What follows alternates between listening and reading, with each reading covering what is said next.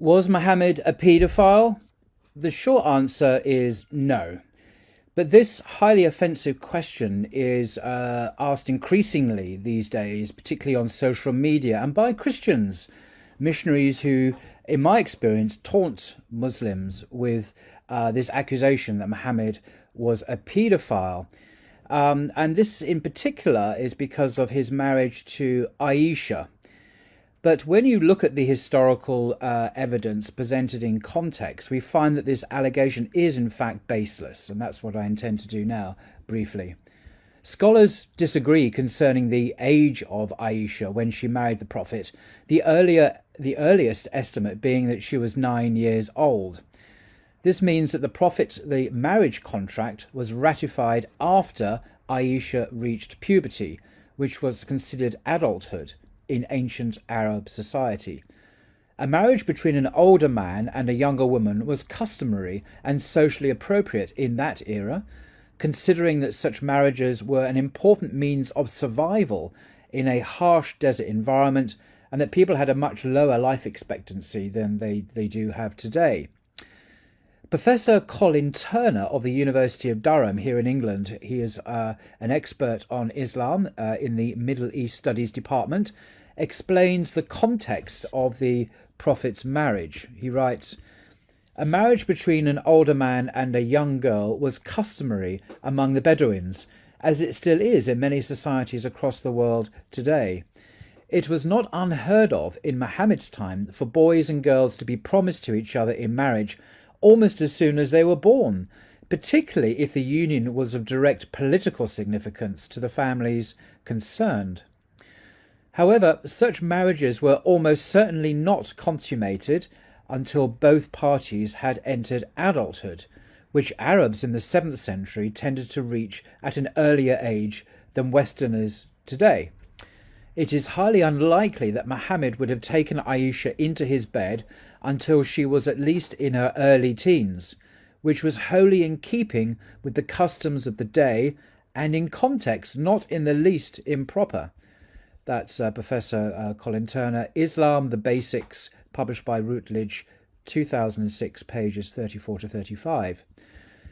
The scholar of religions, Karen Armstrong, she's a very distinguished and accomplished publisher on Islam, Christianity, Judaism, Buddhism.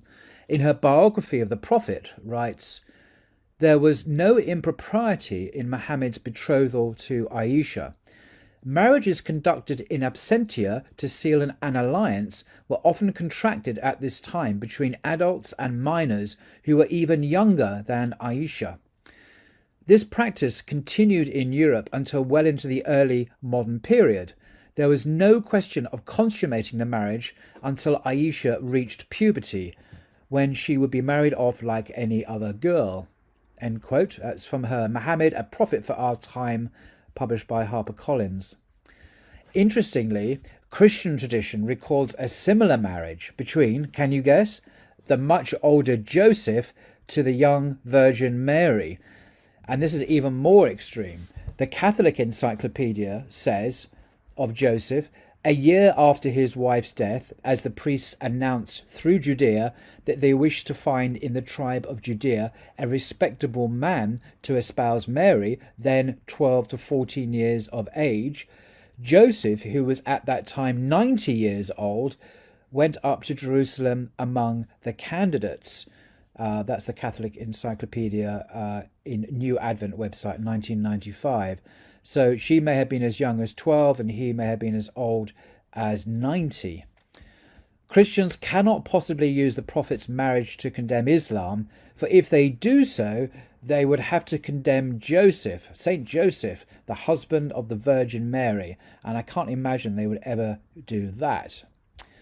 But interestingly, marriage in Islam is not simply about sex. It's a spiritual agreement based, as the Quran puts it, on love and mercy. In Surah 30, verse 21, it reads, "He, God, created spouses from among yourselves for you to live with in tranquility. He ordained love and kindness between you." So this is what God has ordained for marriage. Ratifying a marriage contract does not necessitate sex, there is no evidence whatsoever that the Prophet had sex with Aisha before puberty. And that's a crucial point. And just to emphasize that point, just to quote a couple of Western sources talking about the age of consent and marriage in the West, quoting from a textbook, Adolescence, Sexuality and the Criminal Law, a Multidisciplinary Perspective.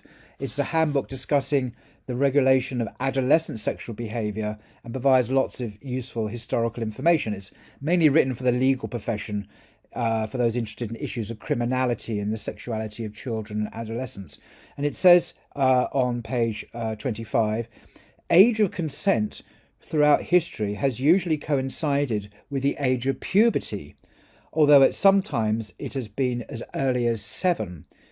Early on, age of consent was a familial or tribal matter and only became a legal one in the Greco-Roman period. The Roman tradition served as the base for Christian Europe as well as the Christian Church itself, which generally, essentially based upon biological development at 12 or even 14, but continued to set the absolute minimum at 7 years old. And then another quote here, traditionally across the globe, the age of consent for sexual union was a matter for families to decide or a tribal custom. In most cases, this coincided with signs of puberty, menstruation for a woman and pubic hair for a man. And then coming particularly to the United States, which really surprised me, in the 19th century, the usual age of consent in the United States was, believe it or not, 10 years. In the state of Delaware until the mid-1960s, it was 7 years. In A Guide to America's Sex Laws, the authors note, the law governing the age of consent has changed dramatically in the United States during the 20th century. Most states codified a statutory age of consent during the 19th century, and the usual age was 10 years. Now, this is stated by Richard A. Posner. He was Chief Judge of the United States Court of Appeals. So that was his statement of the affairs. And then coming to Britain, according to British common law, during the colonial period, the age of consent was 7. Today, we are astounded that girls of this age were assumed to know enough about sex or about sin to make such a decision competently. But nevertheless, that was the reality. So age of consent laws are quite different from what they are today, clearly.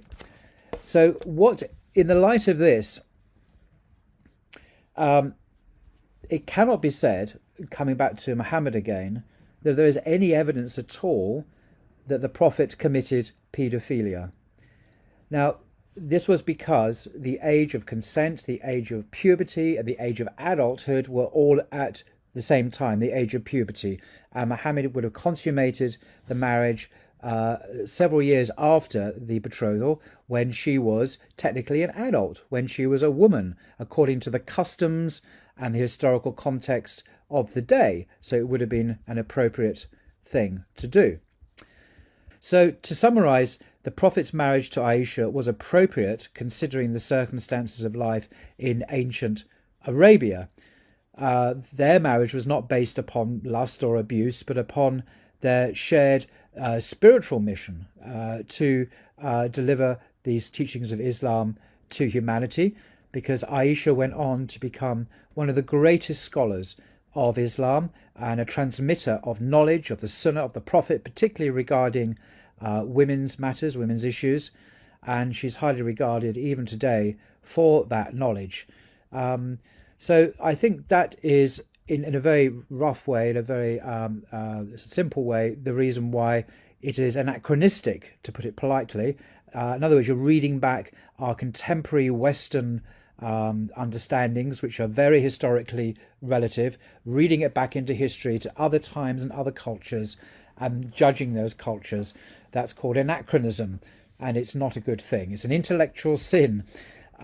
Most cultures throughout history, in the Bible, of course, as well, the age of marriage was the age of puberty.